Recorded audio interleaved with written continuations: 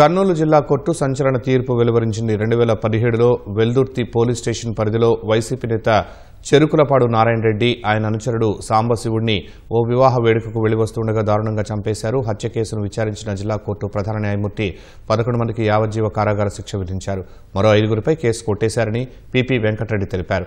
ఈ నేపథ్యంలో కోర్టు వద్ద భారీగా పోలీసులను మోహరించారు.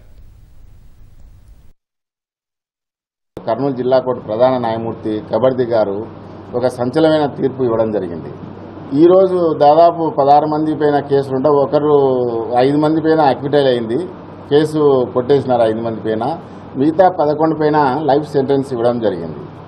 ఈ తీర్పు వలన భవిష్యత్తులో ఫ్యాక్షన్ ఇదే ఎండ్ కావాలని మేమంతా భావిస్తున్నాం. ఈ కేసుతోనే ఎవరైనా సరే ఫ్యూచర్లో భవిష్యత్తులో ఎవరైనా ఫ్యాక్షన్ ముసుగులో చాలామంది గ్రామాలు భయం గుప్పెట్లో ఇప్పటికి ఉన్నాయి. ఇప్పుడు ఆ భయం పోవాలంటే ఇటువంటి తీర్పుల వలన ఆ భయం అనేది పోతుందని మేమంతా భావిస్తున్నాం.